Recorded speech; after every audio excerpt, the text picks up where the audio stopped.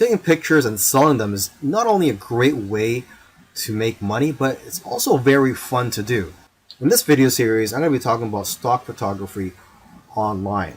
And so this is where you upload your photos to stock photography agencies and their websites, and then you would get paid a commission or royalty whenever somebody purchases your pictures from these websites. And stock photography is never going away and will always be in demand.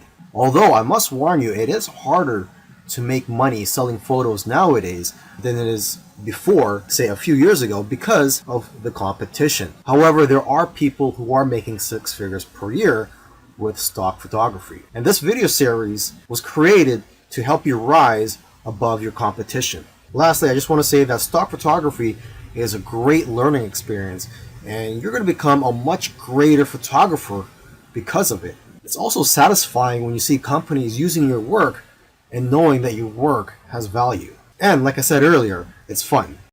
Now here are some quick photo tips for you. Only high quality photos are going to be accepted into stock photo sites. So if you want to have high quality photos, you need a high quality gear. So I highly recommend that you use a DSLR camera, and a plain 50mm lens is just fine. Now you're going to want to try to take pictures that are difficult for regular people to take with their smartphones. And if you are going to be using DSLR cameras, try modifying your shutter speed and try to play around with it. For example, you could try taking long exposure photos.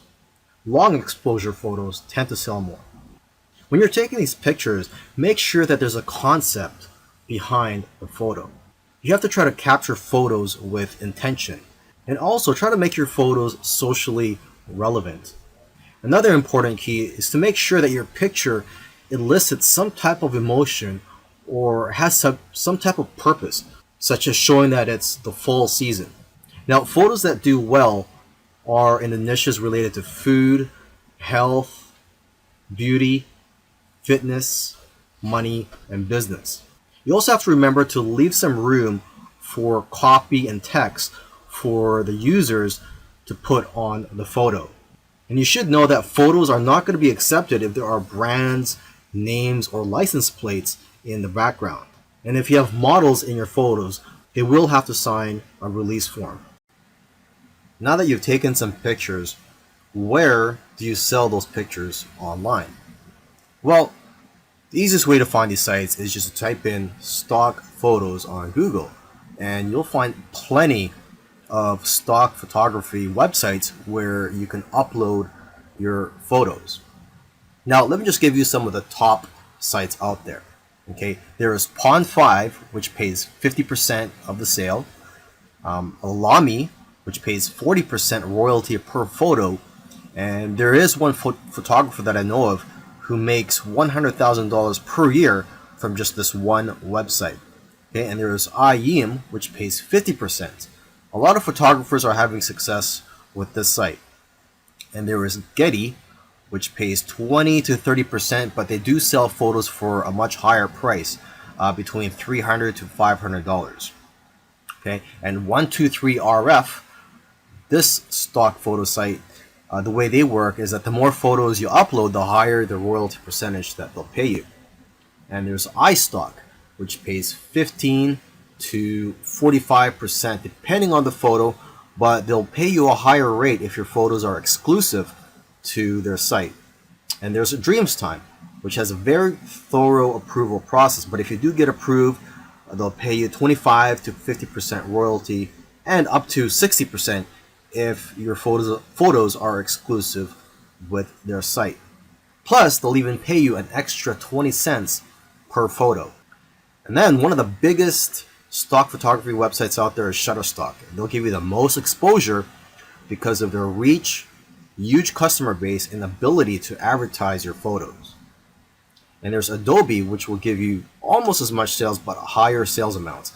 And Adobe stock is integrated into the Adobe software. There's iStock Getty Images, which can also get you a lot of sales. Now, what I usually do advise to photographers is to stay away from some of the larger stock agencies, such as Shutterstock, iStock, etc. because they're publicly held companies, and they're more interested in making their shareholders happy and not the individual contributors. They just don't have the incentive to help contributors grow and make more money.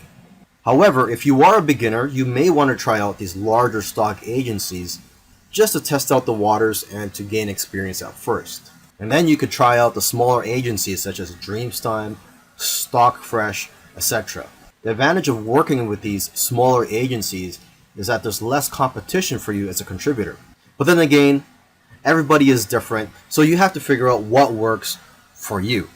And interestingly, I know of somebody who makes more money uploading to free stock photo sites like Pixabay than other stock photo sites because people have the option to donate to you when they download your photos for free. In the previous video where I spoke about where to sell your photos online, I forgot to mention that you could also sell your photos directly from your phone, and there are a few apps available for that, but the most popular photo app right now is one called Foap. And with Foap, you download it, and I believe it's available both for the Android and the iPhone, and you get 50% of the sale. But you can make more money by joining what they call missions on Foap, and these missions are sort of like projects for brands and other companies. And each mission, if you are to win these missions, they pay a prize for the winning people, and it usually starts at around $50, and usually it can be a lot higher. Okay, now if you want to have success with this app, you want to analyze the photos which have already been sold. So take a look at the sold tab in the explore section of the app. I also recommend that you analyze the profiles of people who have won missions or sold a lot of photos, as they usually have a lot of good photos which can give you ideas. And lastly, you could create a profile on Foap and follow people. So you can follow other photographers and they could follow you, and you guys can share tips with each other and be more successful in the long run.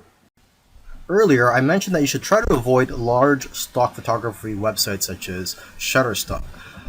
However, if you're new and you want to gain some experience, or for whatever reason, if you feel that large stock photography websites are for you, here are some keys to success. Obviously, these big sites have thousands of photos, and photos that have less saturation will sell the best. For example, pictures of cats, unless there's something unique about the picture, won't do as well as pictures of animals in the wild. Another example is pictures of iconic buildings such as the White House. These types of pictures won't do as well because there's already a lot of pictures of the White House out there. Now, however, if there's something unique such as an event or a protest happening around there, and you capture that on photo, then that picture will do a lot better. It's also important to use the right keywords. For example, if you're posting photos of flowers, you'll be more successful if you know the exact scientific name and the species of those flowers, and also the English name, where they're from, and other details. And from what I've seen, the best-selling images are the ones with themes such as Christmas, Halloween, Easter, etc.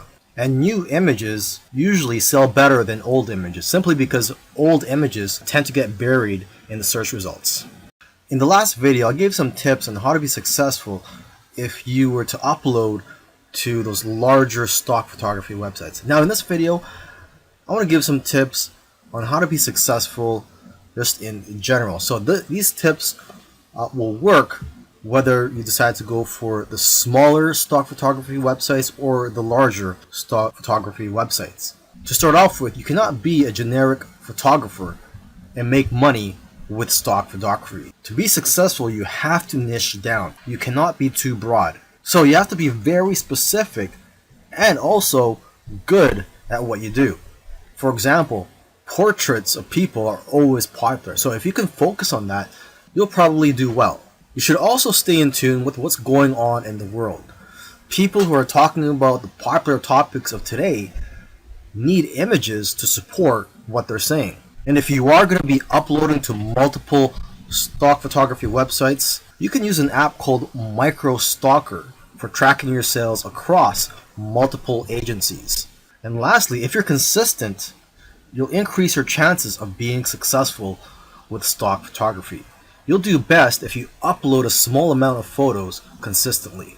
Selling your photos on stock photography websites is great. However, there is a lot of competition and it is harder to make money nowadays than it is in the past. So one thing I like to tell people who are involved in stock photography, if they want to take their business to the next level, is to start their own website and just sell photos from your own website.